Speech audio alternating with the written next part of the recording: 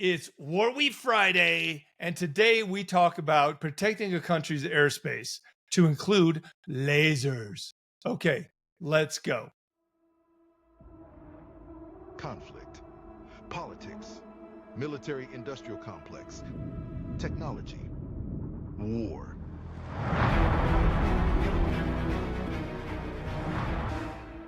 The Flash Traffic Podcast. Yeah. Hey, it's War Week Friday, so we're going to talk about whatever we want to talk about. Right. But we have to talk about Estonia, one of the Baltic countries, Latvia, Lithuania, Estonia. It was violated by Russian MiG-31s. And this was just 2 hours ago. So this is kind of like breaking news, and I'm going to show this headline. Very breaking. Not in the Twitter idiot universe, it wouldn't be the idiot verse breaking. In the idiot verse, it wouldn't be breaking, but it also isn't very thoroughly vetted by the time people post whatever they're going to post. But this happened about 2.5 hours ago. Apparently, we don't know all the details. Apparently, it was a MiG-31s that violated their airspace for about 12 minutes. Flew around, and then left. Okay, that's kind of a big deal. We have something called the DEW line, north of Canada, and I can't.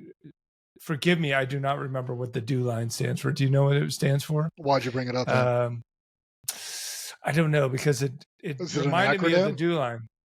Yes, it is. How do you spell it? I don't know. I don't know anything. It's the line north of Canada that Russia is not allowed to fly. They violate the DEW line. Distant early warning line, DEW, D-E-W. Thank you. Distant, D-E-W. Distant early warning line. So once they violate that with Russian bombers or whatever, bear bombers, then we scramble our jets and goes, turn around, blah, blah, blah. We do the kabuki dance with the Russian aircraft.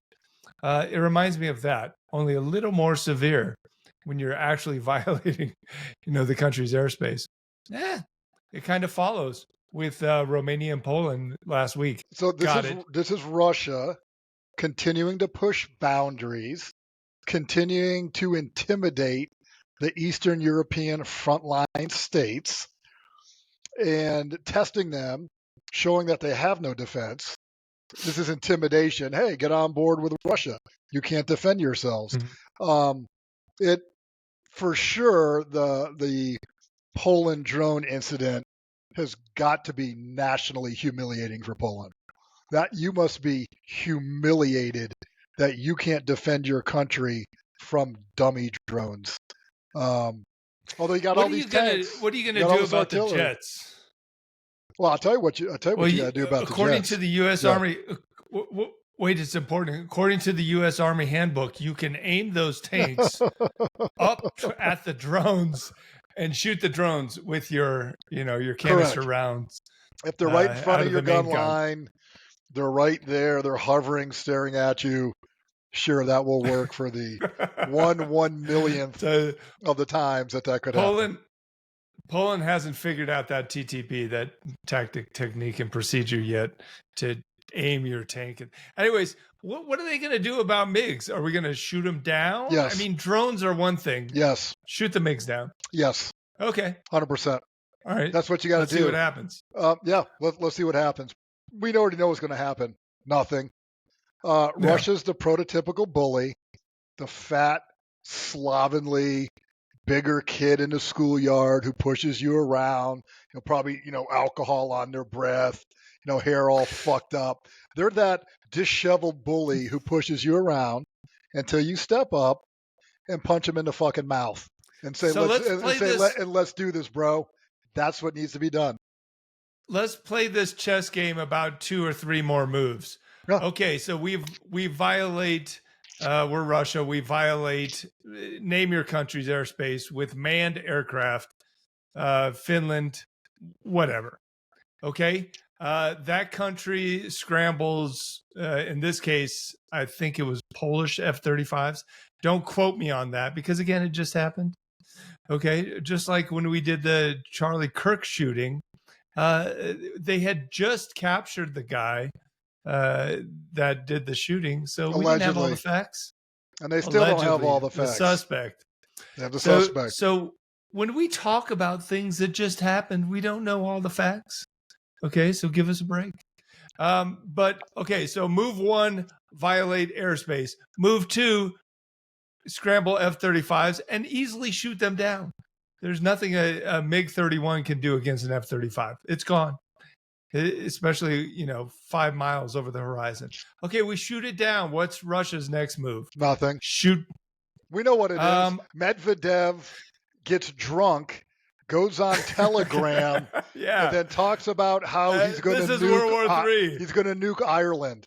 So we already know the pattern from these dictatorial shitbags like Medvedev. We already know what he's going to do. He's going to talk shit. Okay, but I think Russia shoots down 4 or 5 Reaper drones in the Black Sea because we're always flying our. They just shoot them down instead of with what? With what? S-400s?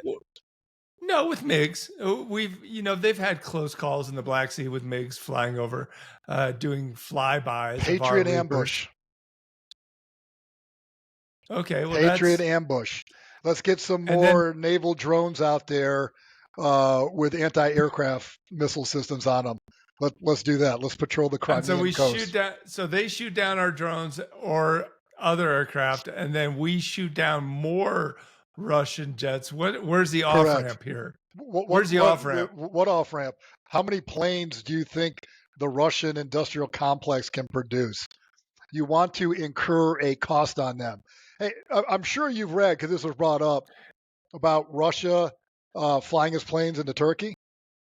You're tracking on that, right? What'd Turkey do? In Syria? Out of Syria? Yeah, what'd Turkey do? They shot him down. Shot him down. Turkey shot the motherfucker down. What'd Russia do after that? Nothing. Oh, it's almost like it's a pattern. You take the drunken, disheveled, smelly bully, punch him in the mouth, do a double leg takedown, knee him in the nutsack, walk away, have a nice day. You'll never have to deal with him again. Because bully, so if I can quote Lenin, I think he's like with a bayonet, push forward with a bayonet. You hit mush, continue. You hit steel, withdraw. Paraphrase a little bit. You find a weak spot, you keep going. You hit a hard spot, well, you pull back because now you're going to pay a cost for that. I'm going to put out a plug for NASAMS. I'm going to put out a plug for Kongsberg Gruppen's NASAMS, much cheaper than a Patriot. It's the poor man's Patriot, still very effective. Hey, Eastern European frontline states, you better invest in NASAMS. And you better have a NASAMS wall. And when you get Russian aircraft violating your space, you shoot them down for pennies on the dollar. What do you think Russia would do if you overflew their airspace? If Estonia flew 10 miles over St. Petersburg, what do you think they're going to do? They're going to shoot them down. And they're not even going to think twice about it. And they're going to be like, hey, you don't fuck with us. So Baltic states are going to have to do the same with backing of more armed and powerful friends, Germany, Poland. Easy. Put the radar on it from NASAMS. Push the button. So have a nice day. We have to explain NASAMS as a cheaper alternative to Patriot, but it's not cheap. It's not NASAMS is not cheap. So NASAMS stands for National, help me out with the acronym, National something. So it's a ground-based version of air advanced surface-to-air missile systems. The last part is SAMS. Okay.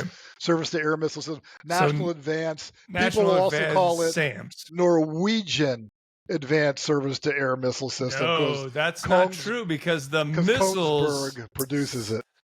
Right, but the missiles are red, white, and blue American missiles. Jointly produced with Raytheon. So if I understand correctly, the missiles, it's basically taking air-to-air missiles, the Sidewinder and the AIM-120, which is the over-the-horizon long-range missile Right. that flies on a plane to shoot down other planes. And it's basically taking those air-to-air missiles and launching them from the ground like a SAM. And so those two 100%. missiles are, it's the Sidewinder and the AIM-120 inside the NASAMS. They've been repurposed. You got an existing system. Why reinvent them? We'll repurpose them. Have a nice day. By the way, they work. Yeah. So not cheap. Not cheap. The most Cheaper. advanced. Right. The advanced Sidewinder is like 600,000 a piece. I'll take down a MiG with that. AIM-120 is $1 million. Yeah. Okay. I'll take down a MiG with that. Sure.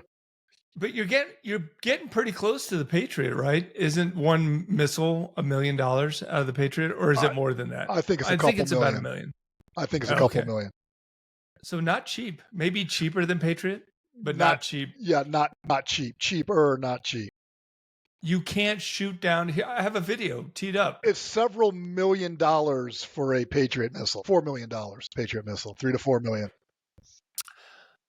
This is a video of a Ukrainian Air Force F-16 shooting down a Russian drone with an AIM-9 Sidewinder. I hope it was let's just watch the video. Expensive drone. I hope the drone was expensive, dude. Maybe those Garand 3s are the jet Shaheds. Those are pretty expensive. I don't think so. The Garand 2 is about $50K. Okay. There goes the missile. Boom. Wow, that was really close. That was so close to the jet.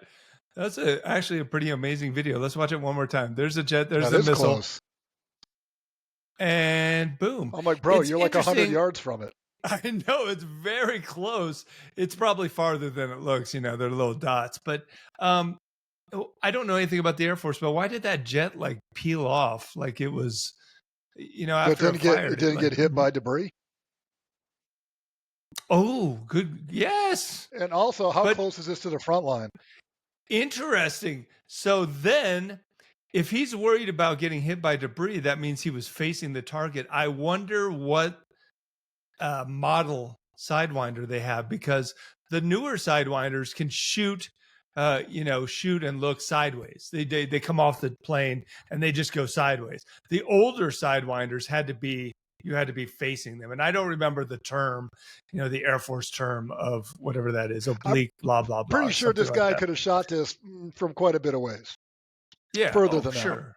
Those drones are good. Like every Russian drone. Many miles away, you could have shot this. Yeah.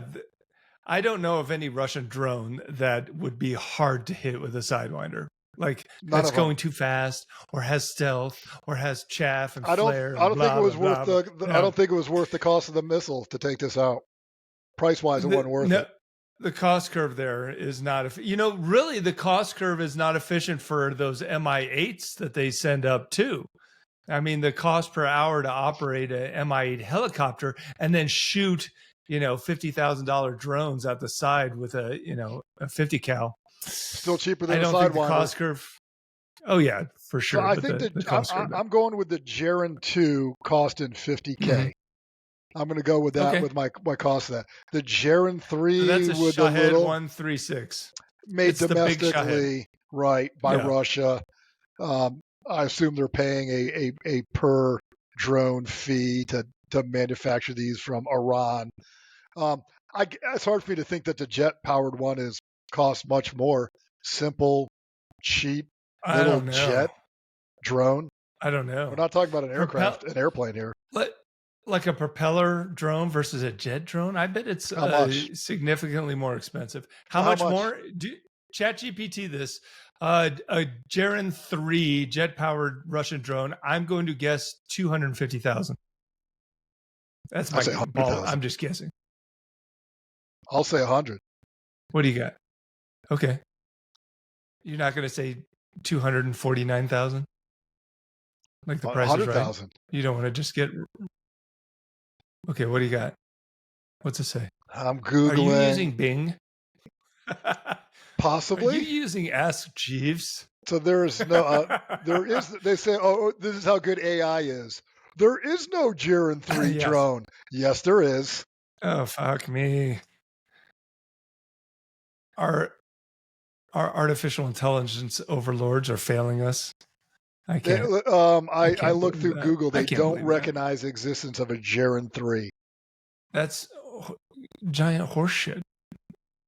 I'm going to say 100K. No way it costs more than that. I'm using modern technology for my search, ChatGPT 5.0. I'm not using Ask Jeeves like you just did, or web crawler or whatever the fuck. So Shahed, Holy shit! No, hold the phone. I don't know how reliable this is, but according to ChatGPT, the Jaren 3, also known as the Shahed 238, 238. is reported to cost in the ballpark of 1.4 billion. If that's true, What? then that What? drone itself is no longer worth it.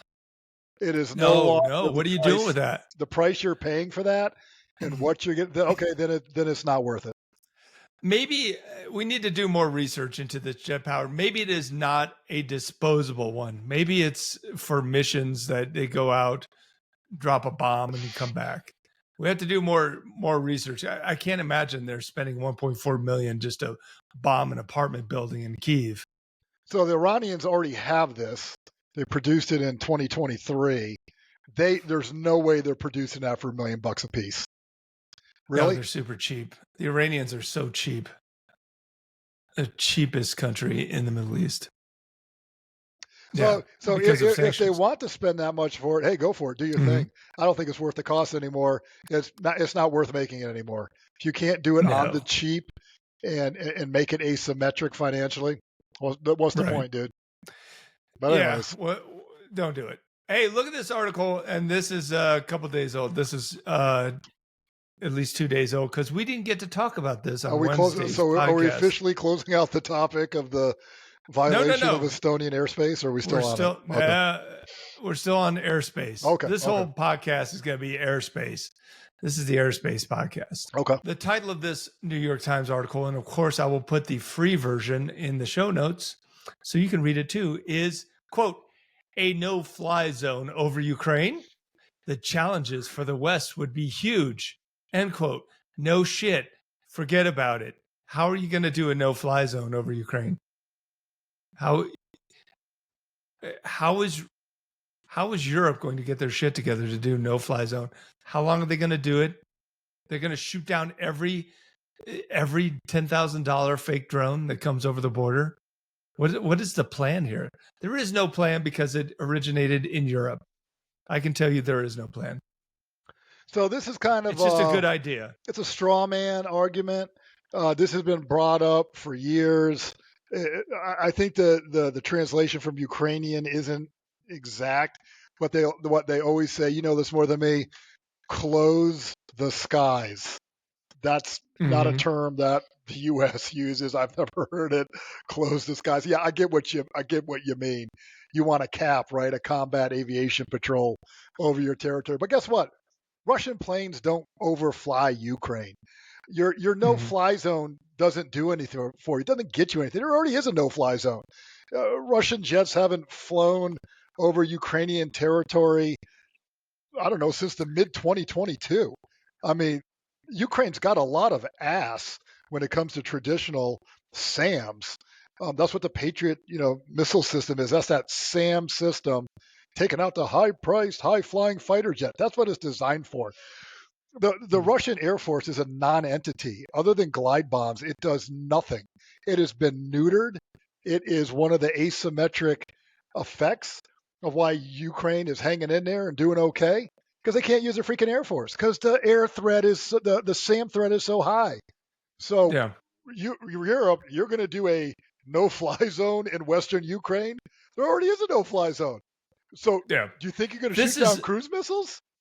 Is that what you think? Exactly. This is more like a no drone and cruise missile zone, which is different than airplanes. Don't solve that problem. And airplanes, right. That doesn't solve the problem. That one, and the cost is prohibitive. The cost would be outrageous. There was a. I'll show this real quick since we're talking about cost. This is from Ukrainskaya Pravda. Quote, Zelensky, 1 year of war cost almost 120 billion. Half So of we've that closed must out. be We've found closed out the air elsewhere. threat. We've closed out the air threat. No, we're still talking about air threat. Okay. But I'm just saying that the war cost 120 billion as it is now, and Europe is going to be on the hook for that $60 billion a year. Now add a no-fly zone on top of that. That will easily triple that cost. And Europe doesn't want to pay 60 billion right now as it is. So how is Europe going to pay for this? Do they understand that? Remember about 6 months ago when Iran had that huge attack on Israel with drones and missiles and cruise missiles, and the United States pretty much they shot down like 99% of everything. That one night cost $1 billion, I think, to shoot everything down. Oh, yeah. So do that every day with 1,000 Russian drones. You're flying all around the place.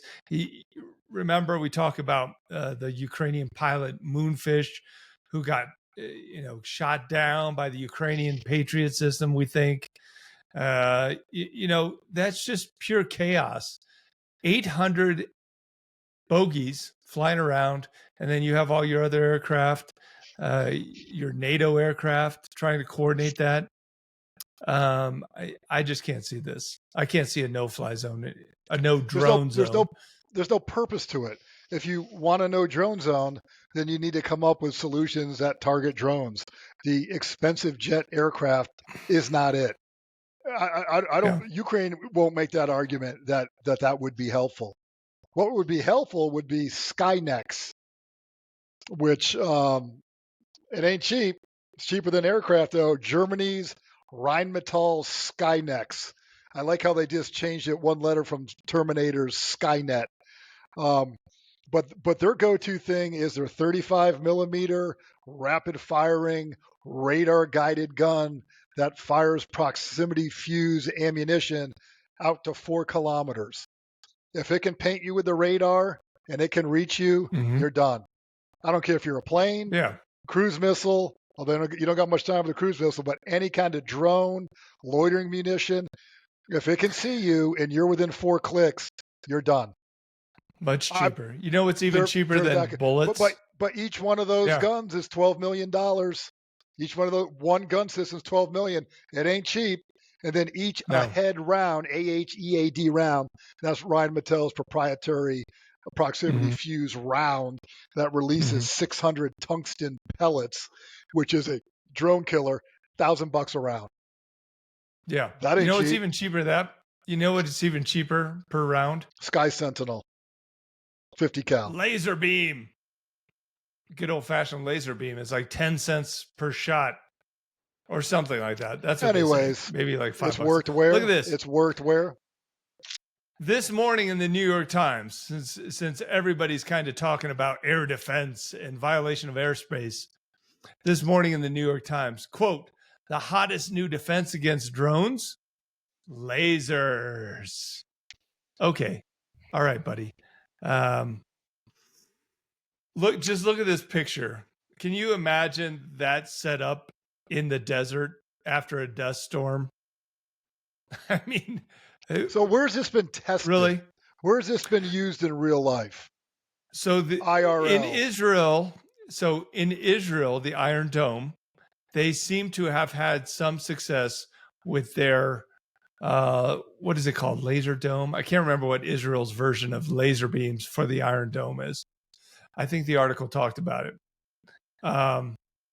So they've had success there. Some limited success. But we have had lasers forever, right? We had the airborne laser system that the Air Force had in the 70s and the 80s. That did not work. It was super expensive. It didn't work. That was supposed to fly around in a 777, right? A Boeing 777 with a giant laser on the nose, and it was supposed to defend against Soviet ballistic Missiles, missiles, ICBMs. Yeah. nuclear missile, yeah, ICBMs. Didn't work. Just like much of the laser stuff now doesn't work. We had the Navy had a 50 kilowatt laser on the USS Ponce. Where is that? If that worked, why isn't it in the Gulf shooting down Iranian drones and targeting everything that flies? You know what that has? What Okay. does have a what does Yeah. it have? A nuclear reactor that can generate the electricity for that thing? Oh no, I don't think you need that. We had a 50. We still have a 50 kilowatt laser on a big truck. Where? I mean, the Army does. It's experimental, I guess. It's been experimental it's for 20 years. But it's a very big truck, so you don't need that much power. Takes a lot of juice. Yeah. So This hasn't been used anywhere effectively. In Israel. If you haven't Israel. Used it in Ukraine, it's bullshit. No. Having a giant laser like this on a building in Tel Aviv is completely different than carrying it out into the desert where it's hot and cold and dusty. And, what are you going to do? Get up there every day and gently clean the lens of the laser? I don't know anything about lasers. Look, but I do know that if it works, then they use it. Right? It's just like today on my cell phone. Here's another weird analogy, but it's, hey, War Week Friday. I'll talk about whatever I want. I get a text message from Goldman Sachs.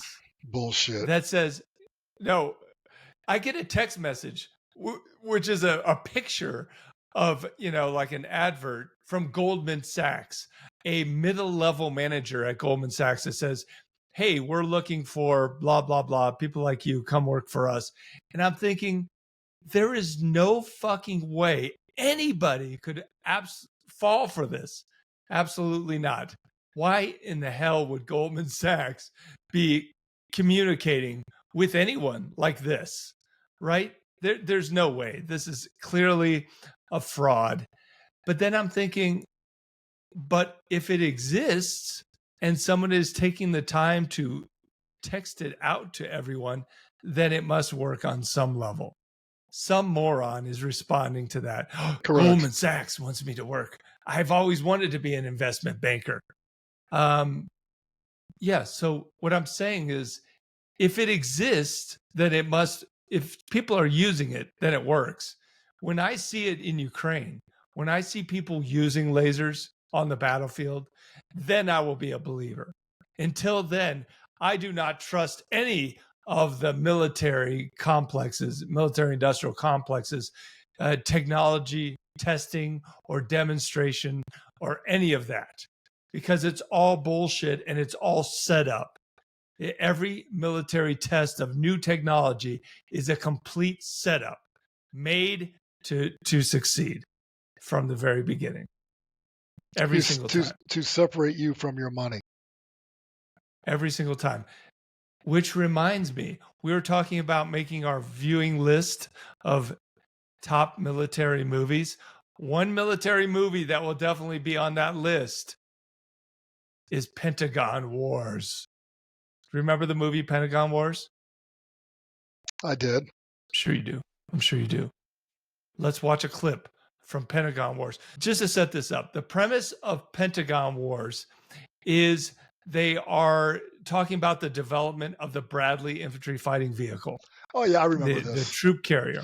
I remember this. From its inception as a replacement for the M113 armored personnel carrier. Horrible.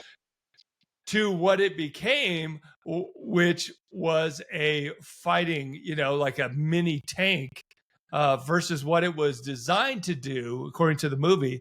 It was designed to be a quick, lightly armored personnel transport to get them to the battlefield quickly and back. Not fight tanks is what we know the Bradley as today. Let's watch this. I think that's the wrong decision. Not to fight tanks. Wrong decision, bro. Anyways. Okay. Bob? And how about some portholes along the side for individual firearms so the fellas can stick out their guns and shoot people? Good. And you know what, Colonel? We already have the turret. We ought to get the biggest bang we can up there. I'm sorry, bang, sir? You can't hurt anybody with that pansy-ass gun. Add on some firepower. Okay, yeah, that's how it goes. They had an approved vehicle, apparently, according to the movie, and then the generals just kept adding stuff on. Hey, can we get a bigger gun? Can we get a turret? Can we get more armor?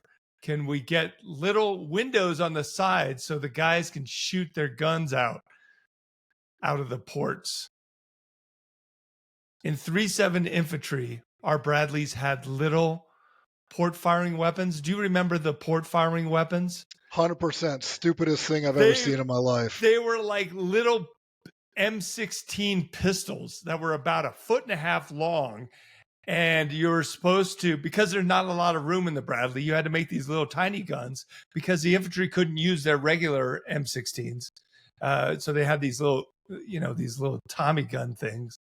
And we took those to Kuwait and we put like all the port firing weapons in a Connex, which is a big like storage box. It didn't open it up for 5 months. They just stayed in there. I don't even think those weapons were maintained. Like they weren't, like they were thrown in there, packed on top of each other. Anyways. And then what'd you do? Tape up the firing ports with 100-mile-an-hour tape? The ports close. They close. So they're sealed. Like right, they're closed, but I bet you they're weak. I bet you that's a weak spot. Oh, yeah. If you get hit there. Interesting. That's where you're going to get through. Russians did this too. Russians did firing ports too on some of their BMPs, like with the idea we're going to be driving right through a crowd of enemy in formation, and we'll be shooting them all around us and on either side. You can't see. What are you going to be shooting? Like you're just going to be sending bullets out like a drive-by EMP pulse? Just bing. Well, like bing. Half the guys on the battlefield in Ukraine just spray and pray and see if you hit somebody. Look, it's just, there's no concept of the operation. It's simply, we can make this, so we'll make it. It was made up nonsense. It didn't work. I know exactly what you're talking about. Yeah. I don't think modern Bradleys have those. I would say for sure modern IFVs no, they don't incorporate that.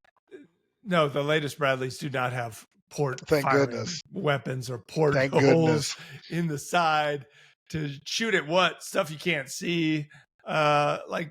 I don't even think like World War II tanks or even the original tanks had like little holes to shoot out, right? Did they? Some late model German tanks had a automatic machine gun that you could control, automated from inside. Also has something called the Krummerlauf with a curved barrel on a weapon. So you could stick it out of a port, and then the barrel curved at almost a 90-degree angle, so you could fire it out of your hatch or a port, and then you could shoot it. Now, there's a reason why this was not continued to be produced after that. They're experimenting with shooting out of a vehicle to protect you from close-in infantry, threw off all the ballistics of the bullet. Had problems with the barrel wear for obvious reasons of physics. The bullet travels. Is it rifled or smoothbore? Like how does it? I think it was rifled. Google Krummerlauf. Okay, I'm going to send it to you on WhatsApp. It's a real thing, dude. I believe it. I studied that when looking at the automation of weapon systems. I will post it in the show notes. Whatever Eric sends me about the Krummerlauf. What is it? Say it again. I think it's the Krummerlauf, a curved barreled weapon. I think they did it for the STG-44, Sturmgewehr 44. They're the first assault rifle ever made. Oh, sorry, the Krummerlauf. Okay, yep, there it is on the barrel of STG-44. There it is, firing out the port of a weapons port. Okay, I wasn't going crazy. Okay, let me slide this over to you. Send it to me and I'll show it right now. Send it. Check this thing out. You think I'm crazy? Not that crazy. On display at the Bundeswehr Museum of German Defense Technology in Koblenz, Germany. It's loading. Oh, I guess are they calling it a 30-degree bend, maybe? They said they could get a 35 by 35 Jesus. centimeter grouping at 100 meters. Okay. That's not that very good of a group. Krumloft. Okay, there it is. So you can see the barrel at the very top, like curving out of the tank. What? That Now, doesn't I'm like, seem like it dude, would happen. no, dude, tell me how you're going to get that your That's assault rifle like that in your tank. Is there room for it? But hey, the that's Bradley's great. like, hey, That's this is a great idea. We need to put this on the Bradley. Let's do that. Why not? Because we can. Because the general said it was a good idea. Just like the clip in the movie. So getting back to, I know it's War Week Friday, getting back to how to defeat these drones, like it goes back to the premise that if you want to defeat something that's really high tech, go very low tech, right? That's always a good strategy. Like if Osama bin Laden defeated the NSA and the United States intelligence community for years because he just didn't use technology, right? He communicated by a courier, via courier, instead of using any kind of modern communication. He didn't use internet. He didn't use cell phone. You could put all this stuff to Taliban tactics writ large, low tech, primal, tribal, low tech warfare, where all our gadgets in the world couldn't do anything about it. Just like Vietnam too, it's not just the Taliban. How do you defeat the American army that has tanks and a huge air force and is bombing the shit out of you every day and has napalm and Agent Orange? Very simple. Just dig a hole. Don't go head to head. Don't go head to head with them. Yeah. You never take them on head to head. Speaking of that, I have a video here because it's War Week Friday of the Puff the Magic Dragon, the AC-47 gunship, which was the predecessor to the AC-130. That's old school. That we know. This is old school. Let's look at this video of Puff the Magic Dragon in Vietnam. Is it from John Wayne movie? Probably. The Green Berets? Let's take a look at this. Puff the Magic Dragon. Where's the plane? I can't see it. You can't because it's camouflage. Look at that. So it didn't have a howitzer like the AC-130. I don't think you need one. Dude, pretty sure you don't need one. Big machine gun. Oh, maybe. Yeah, there you go. Oh, is it a crank Gatling gun? Is it cranking that or is that automatic? It couldn't possibly be a crank. So this plane has to fly gun. at an angle because the guns are out the side windows. Yeah. So the plane's going to fly at an angle. So the big guns on a AC-47 or an AC-130 are always on the left side. So when the ship is shooting at a target, it always makes a turn around in a left-hand circle, and that's called a pylon turn. I learned that many years ago at the Air Force Academy. Yes. Impressive. So it's stable. That turn, that constant left-hand turn of the plane stabilizes the plane and the shooting so they can get a better bead on the target. Pylon turn. Don't say you don't learn anything. Do they circle around the target and you're kind of corkscrewing those rounds into the same spot like once you get on target? I don't know about that. Makes sense to me. If you keep firing at the same target. Yeah, I'd say that's pretty legit weapon systems right there. Do not want to be on the receiving end of that even for a second. No, or the AC-130. Yeah, like never. Because it has a 105 millimeter howitzer. And the tail. So not the tail.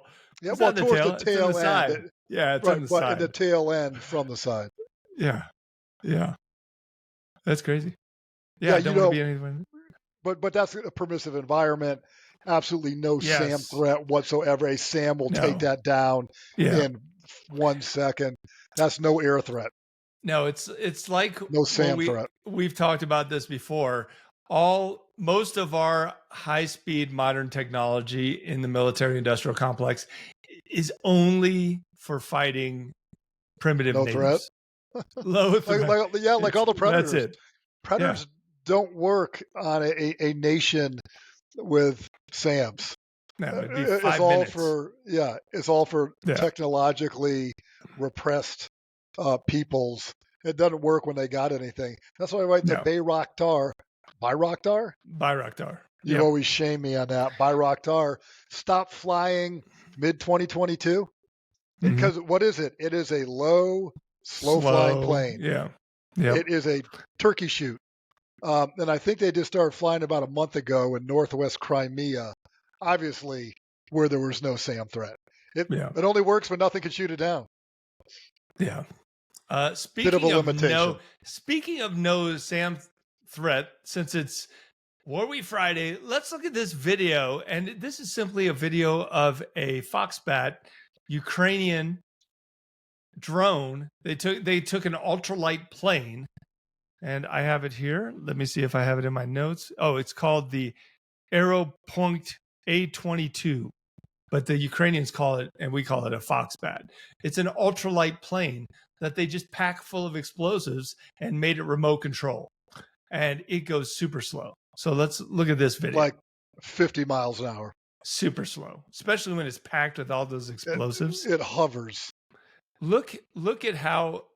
Here is the. Is that little dot? Is that the little speck?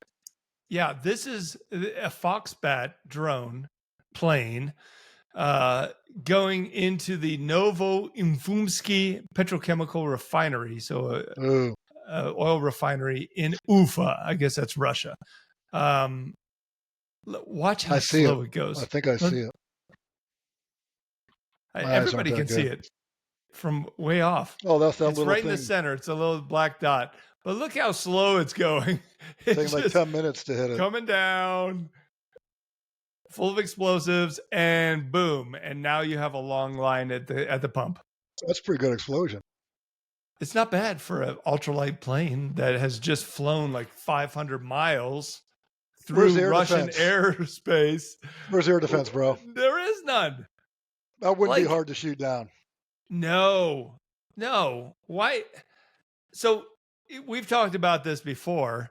The Ukrainians did it, and they do it with a technical, which is a pickup truck with a 50 cal, other machine guns, some Soviet era ZSU type guns, but a Browning 50 cal on the back, and they just drive around and they sit in fields, and they have an iPad that the radar picture is shared amongst everybody, and everybody can look on their iPad and say, oh, there's a drone coming and this is the vector.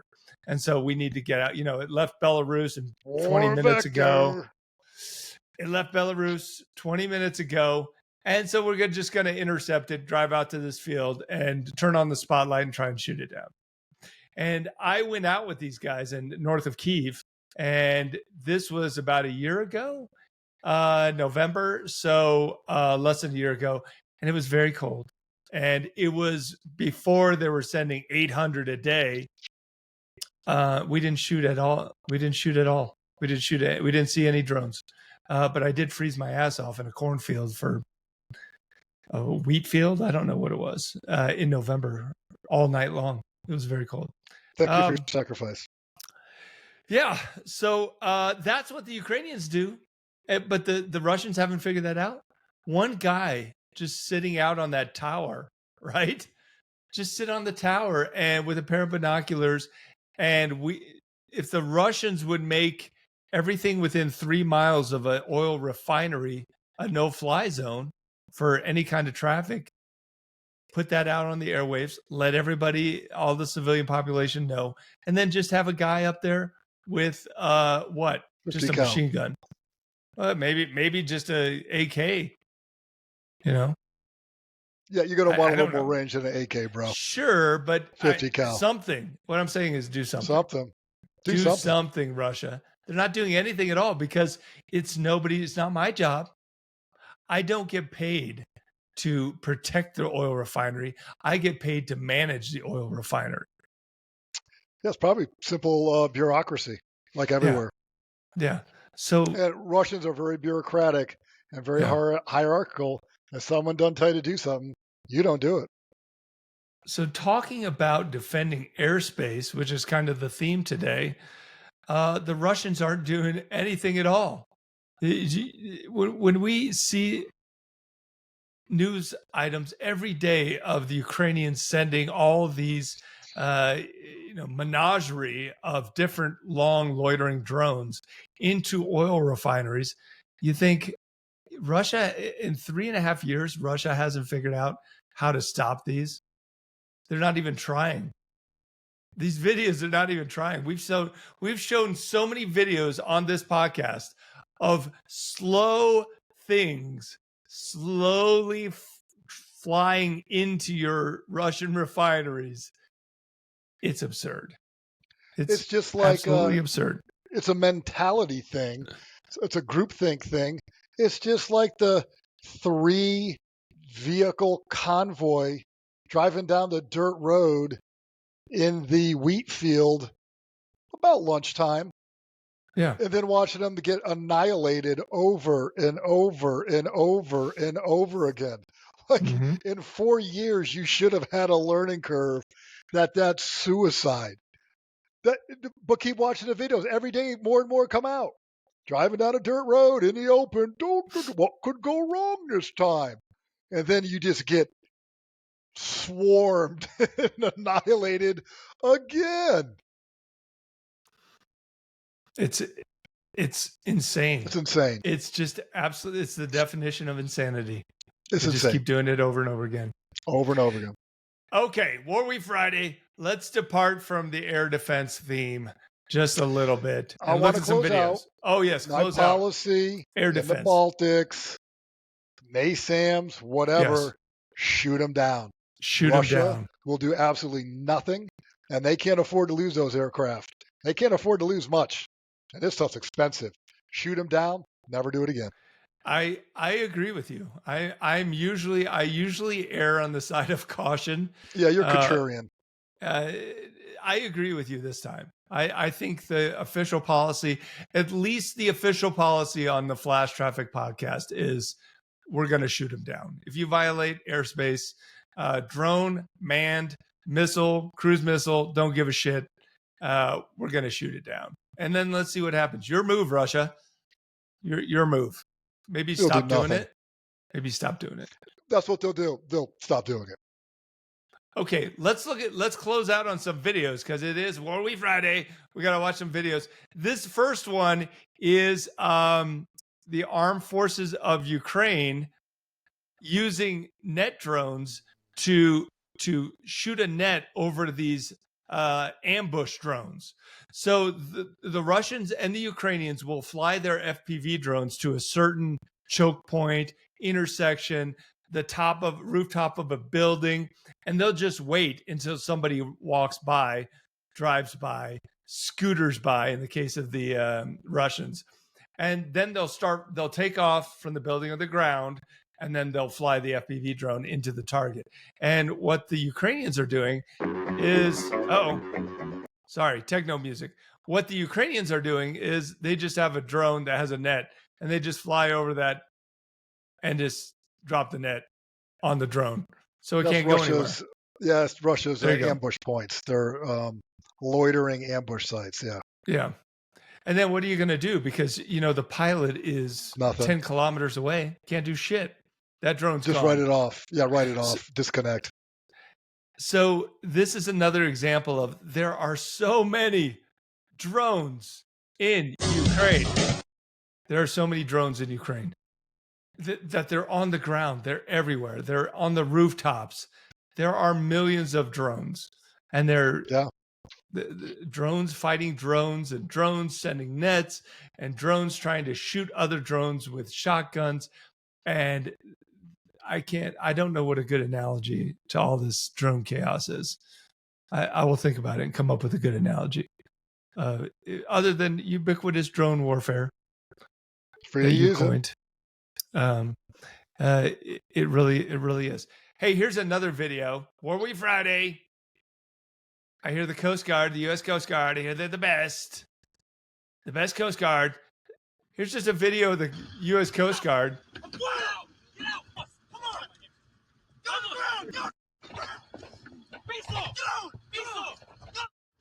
Underlay. Dude's got his pistol out. Who's he going to shoot? His own guys? I don't know. Maybe the That Coast looks Guard's like not the that best. looks like a drug running boat to me. Yes. What other purpose would that boat be? We'll just play it. I'll just That's play a it drug. without the That's sound. a drug running boat. Yeah. It's low profile. It's got 3 engines, which gives some kind of credit to your 3-engine hypothesis from the other video a couple weeks ago. Yeah. That's a drug runner boat. Look at that guy. You tell that guy to haul ass, it takes him 3 trips. Yeah. Look how they blurred out his fat ass. Okay. What I do not like tactically, and Online again, porn. look, I'm not. What is that in the background? Did you see that? Is that like a F-35, like a B model? Like, look Look at that hovering. It's a Jaren too. No, it looks like it's one of the Harrier jump jet F-35s. Just hovering. I could be completely wrong. I might be making that shit up. It's in hover mode, yeah.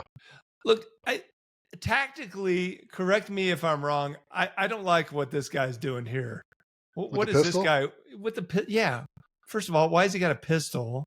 Like, is that the proper weapon to use in this situation? You're close. Understand you're on the seas and you're bouncing.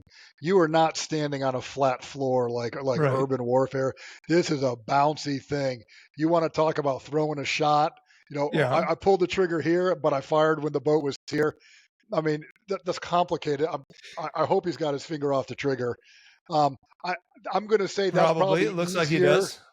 You probably need Yeah. your shoulder to be some kind of compensating mechanism with a pistol, other than a rifle. Try to hold a Right. rifle steady as you're bouncing. Sure. Maybe you can compensate with your arm a little bit. I guess it's the same principle as shooting inside a building. You don't want a long rifle, right? You want like a bullpup because you don't want to be swinging that thing around. And your arc of aim is, a lot quicker with a pistol. But let me ask you this. Does it seem like using a pistol in this situation, it seems like these guys they know what they're getting into, like they've done this before, and they know that those guys are not carrying any kind of heavy weapons or machine But you got to do it just in case. You got to have some sort of security posture. Yeah. Likely the guy I'm who saying, takes them, what the I'm guy who's saying got to is, haul ass is not armed. Got it. Right. But what I'm saying is, if you're interdicting these drug boats and you think that they might have heavier machine guns on the drug boat, wouldn't you roll up with a little bit of heavier armament than Well, you can pistol? see already there's nothing on it on the outside, so you would have to assume that they got some kind of hand carried weapon on the inside. Right. And it looks like this is like a real confined space inside there. Obviously, that's a home manufactured boat of some sort. I like the little roof that just pops off in there. Yeah. Probably not a lot of space. So I guess you probably think the threat is low, but you can't write it off. You got to do something. This is a hard thing to do. You're on the ocean. Ocean doesn't care. He It's not may gonna have be calm. He may have shouldered his primary weapon too. He may have Shouldering put it a away. weapon's going to be worse Yeah. on the bouncing guess you're sea. Yeah. Like the sea, this will never be. Look at the sea out there. That will never be calm. It's not a lake. It'll never Right. be flat. I don't know if holding. How are you going to stabilize your weapon with 2 hands more than one Yeah. hand? I Well, think maybe- the pistol is maybe- probably the best you're going to do. And maybe there's somebody else that we don't see on the Coast Guard boat. But Now, look their at boat is small. Like those dudes, that's a small boat they're in. yeah, and look at the drug running boat. Like they just made this in somebody's garage, right? With Yeah, that's a homemade fiberglass. deal. Because Yeah, there's no commercial market for low profile for drug running boats. speed boats. Like, there's only one purpose for that, and that's to Han Solo Running- some running drugs across contraband. the Yeah, ocean. right. That's right. Okay. But that's the Coast Guard. Yeah. Coast Guard's got a pretty cool mission. I tell people, don't discount the Coast Guard, even though they fall under DHS and peacetime. They got a pretty cool mission. That's a pretty cool job to have. Pretty fun It job. seems pretty exciting. Seems pretty exciting. Yeah. I wouldn't want to do it. I get seasick. But Yeah. all right, let's look at this. One more video and then we'll close it out. This is just a video of a Russian on a motorcycle Oh, geez. going through What's over what here? I would call so what I would call the point of penetration. There's a huge tank dish on both sides. Right. Then there's an opening space With debris. Yeah, that's a broken vehicle. There's an engineer. Blown up vehicle. Yeah, they were trying to demine this. Let's just watch the video, okay? You gotta know what you're getting It's into. an anti-tank trench. 2 guys on this thing? 2 guys, I believe. Yes, and they're just driving. Boom! Oh, God. How did you not see that coming? I would have entered that with hesitation. Yes. So we say like do you have confidence driving through there with all the other blown up shit? You have confidence driving through there.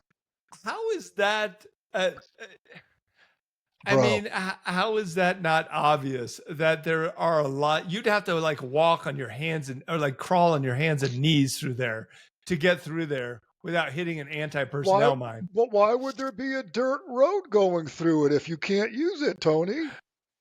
Both sides of the trench are, like 5 foot deep, and then this. You would have to ignore all the other shit blown up around you. That's not going to happen to me. They just weren't cautious enough. So many indicators of danger, like your spidey sense would be going off. Like all the blown up shit around you? Yeah, there's probably motorcycles there too. There's other motorcycles. That was a big explosion. There's garbage and pieces of motorcycle everywhere. And like, what the fuck? I've seen lately, and they've been doing it a while, with the Ukrainians dropping motion and magnetic activated mines. Sure. Dropping it from drones. A metal object gets too close to it, magnetic, it goes off, or some kind of movement sets it off. So there's a dirt trail going in there. It's safe until at night the drone flies over, drops its design, and these mines are designed to be dropped, and they land, and now they're activated, and all it takes is motion to set it off. But that was a pretty big mine explosion. That wasn't small. Yeah, and the amazing thing is at least one guy was still alive in there. Yeah, I mean, I'm always surprised at how people still live. Moving around. Like I remember that video of the dudes in the station wagon with the 4 doors off. Oh, we're in the clown car driving through the minefield. It hits an AT mine dead center. You see the bodies flying through the window. So the car disintegrates and the bodies keep flying forward. Dude, I bet you one of those guys lived. I bet you they did. This is my theory, is that those anti-tank mines, and I have not done any research on this, so I can't say if this is true. I'm just shooting from the hip here. You'll say it anyways. I will say it because it's better than Twitter analysis or Facebook, so I'll go ahead and say it. I feel like those TM64 or 62 mines, anti-tank mines, they're more explosion, more blast, more RDX than fragment. So they're going to make a bigger boom and not necessarily cut everything up. Because they want to blow through armor, and then what they're hitting causes the fragmentation. Yeah, I'm not saying like I'm good with it. Like, oh, bro, that's just AT mine. Like, that's just blast. I'll probably be okay. Like, I'm not saying that, but you're right. That's got to be like if the concussive force doesn't get you and doesn't cause enough shrapnel, maybe you're okay. Your body goes ragdoll. Yeah, you got body armor on. Go limp. Go limp. You'll be okay. Okay, hey, good chat. That was War Week Friday, mostly air defense and how futile it really is. Subscribe, subscribe, and forward, and leave comments. Because to your closest friends. If you do that, then the algorithm starts to pick us up and recommend us for other people on the networks. And really now that Jimmy Kimmel has been canceled, there's really nothing left Because except Flash Traffic Trump- Podcast now. Trump didn't like him That's clowning him on Yeah. Publican TV. And by the way, it was easy to do, simple. Until clown him. we get canceled, we're about to be the only show in town now. Now that Jimmy Kimmel's gone. So great. Hey, do all the things. Good weekend. Have a good weekend. Have a good weekend. I will sign off with this one thing, and I'll just let it play, and then we'll sign off. This may come in handy for someone someday. I think it's a useful skill to have, and I'm just going to play this, and then we're done. Okay. Have a good weekend. Bye-bye. How do I start an F-16? The question, I stole an F-16. Flip the master, all the lights begin to feel. I stole an F-16. Set the fuel pump, start the number 2. I stole an F-16. Engines whining as the turbines chew. I stole an F-16. Turn the RER power on bright. I stole an F-16, horizon centered, the line set right. I stole an F-16. Oh, watch the gauges and the needles climb. I stole an F-16. Wait till 20, it will take its time. I stole an F-16. Throttle back down to idle mark. I stole an F-16. Jet breathes deep with a rumbling spark. I stole an F-16. Unlock the gate and push it free. I stole an F-16. The bird comes alive with a roar of glee. I stole an F-16. Roll out PRE, our power on bright. I stole an F-16. Horizon centered, the line set right. I stole an F-16.